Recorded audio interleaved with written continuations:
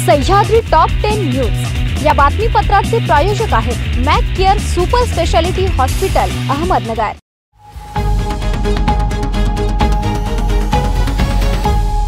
प्रेक्षक हो नमस्कार, मी कोमल न्यूज 24 सह्याद्री मध्ये आपलं स्वागत। पाहूया अहिल्यानगर जिल्ह्यातील महत्त्वपूर्ण बातम्यांचा आढावा सह्याद्री टॉप 10 मध्ये।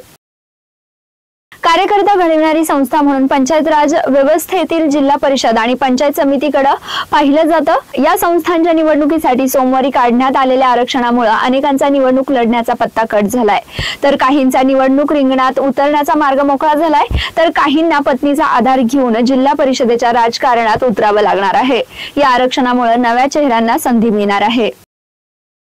सायबर गुन्हेगारांनी डिजिटल अरेस्टच्या माध्यमातून श्रीरामपूर येथील एका ज्येष्ठ डॉक्टरांकडून तब्बल 7,17,25,000 रुपये लुबाडल्याचा धक्कादायक प्रकार उघडकीस आलाय। गुन्हेगारांनी सर्वोच्च न्यायालय, ईडी आणि पोलीस अधिकाऱ्यांच्या नावाने बनावट कागदपत्र पाठवून डॉक्टरांना घाबरवलं आणि वेळोवेळी त्यांच्या खात्यातून मोठी रक्कम हस्तांतरित करून घेतली। या प्रकरणी डॉक्टरांनी सोमवारी येथील सायबर पोलीस ठाण्यात फिर्याद दिली असून विविध मोबाईल क्रमांक आणि खातेदारांविरुद्ध गुन्हा नोंदवण्यात आलाय।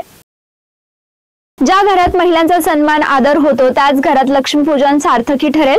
सून आणि मुलीचा प्रत्येक घरात सन्मान करा, आदर करा, तरच माता लक्ष्मीचा आदर केल्यासारखं होईल, असं प्रतिपादन पंडित प्रदीप मिश्रा यांनी केलंय। राहता तालुक्यातील अस्तगाव, निर्मळ, पिंपरी शिवेजवळ पालकमंत्री राधाकृष्ण विखे पाटील यांच्या मार्गदर्शनाखाली आणि माजी खासदार डॉक्टर सुजय विखे पाटील यांच्या पुढाकारानं भव्य दिव्य अशी शिव महापुराण कथा पंडित प्रदीप मिश्रा यांच्या सुश्राव्य वाणीतून सुरू आहे।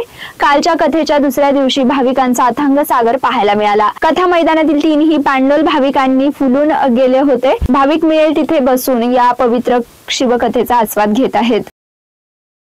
आगामी स्थानिक स्वराज्य संस्था निवडणुकांचा बिगुल वाजला असून राहता तालुक्याच्या राजकारणात मोठी उलथापालथ घडवणारे जिल्हा परिषद गट आणि पंचायत समिती गणांचं आरक्षण जाहीर झालंय।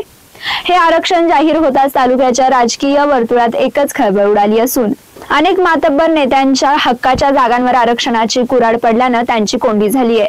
दुसरीकडे नव्या पिढीला आणि विशेषतः महिलांना राजकारणात संधी मिळाल्यानं अनेकांच्या आशा पल्लवित झाल्यात।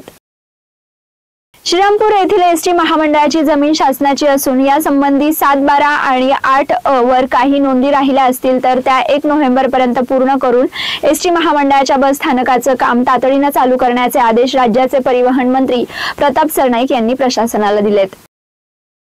सह्याद्री टॉप 10 मध्ये घेऊया एक छोटीशी विश्रांती।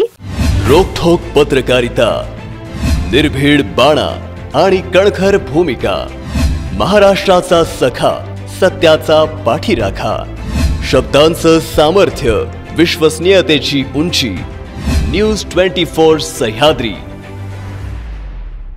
विश्रांतीनंतर आपलं पुन्हा एकदा स्वागत। पाहूया पुढील बातम्या।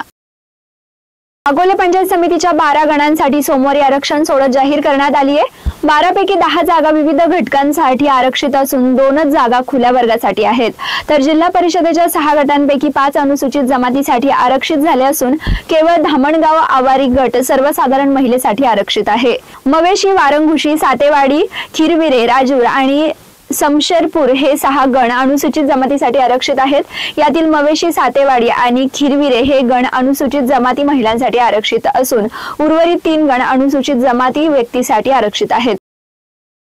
शेती करण्याचा कोणताही पूर्वानुभव पाठीशी नसताना डॉक्टर संजय थेटे आणि डॉक्टर मेघा थेटे यांनी कोल्हार खुर्द येथील 2 एकरात केळीची बाग फुलवली। त्यांच्या केळीचा डंका इराणमध्ये वाजतो आहे। कोल्हार खुर्द मधून केळीची निर्यात करणारे थेट दाम्पत्य पहिलेच यशस्वी शेतकरी ठरले आहेत।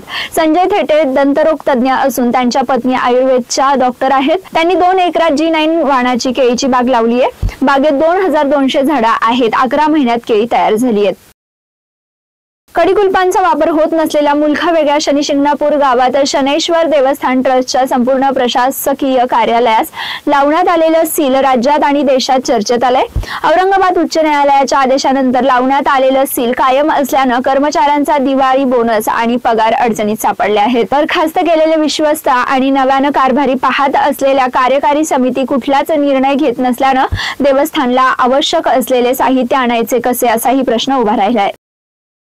जामखेड येथील कला केंद्राची तोडफोड करून दहशत निर्माण करणाऱ्या 7 आरोपींच्या स्थानिक गुन्हे शाखेच्या पथकानं मुसक्या आवळल्या आहेत। आरोपींकडून 1 गावठी पिस्तूल, 3 जिवंत काडतुसांसोबत 6.5 लाख रुपयांचा मुद्देमाल हस्तगत करण्यात आला आहे।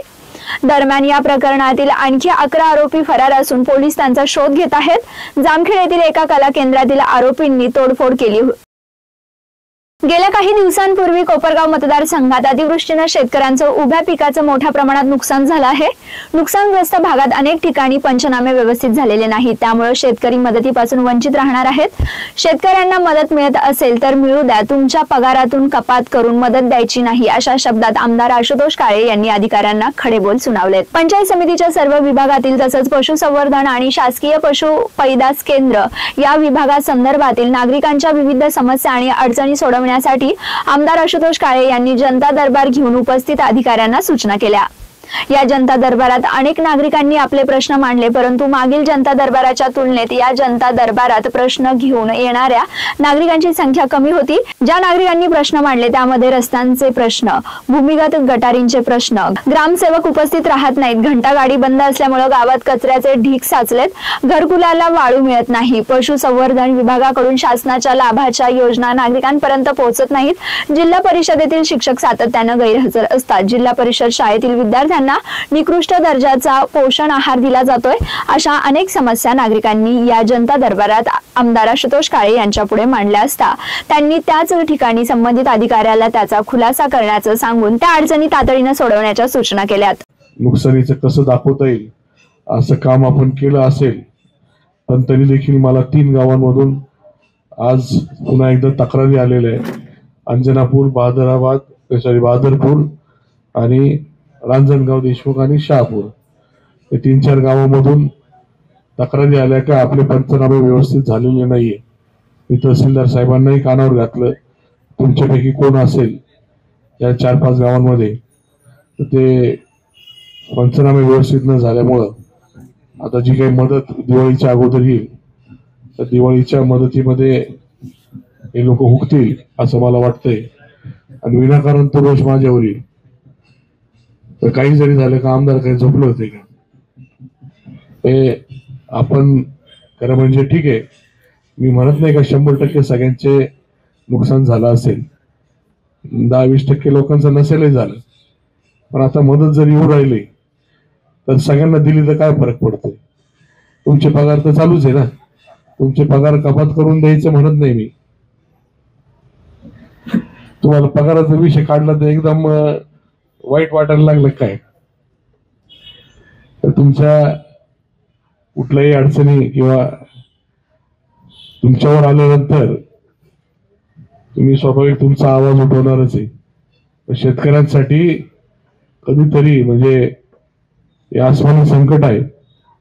बाकीच्या वेळी शेतकरी अडचणीत येतात, खऱ्याखर अडचणीमध्ये आलेलं पूर्ण परिसर आहे, तर यांना आपण पंचनाम्यामध्ये मदत करायला पाहिजे होती.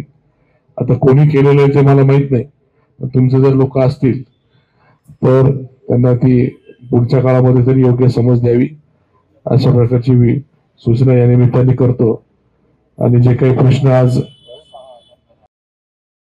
या बातमीसोबत सह्याद्री टॉप 10 मध्ये आपण इथेच थांबूयात, मात्र तुम्ही पाहत राहा news 24 Sahyadri. Sahyadri top 10 news या बातमीपत्राचे प्रायोजक होते Mac Care super speciality hospital, Ahmednagar. शब्दांचं सामर्थ्य, विश्वसनीयतेची उंची. न्यूज 24 सह्याद्री.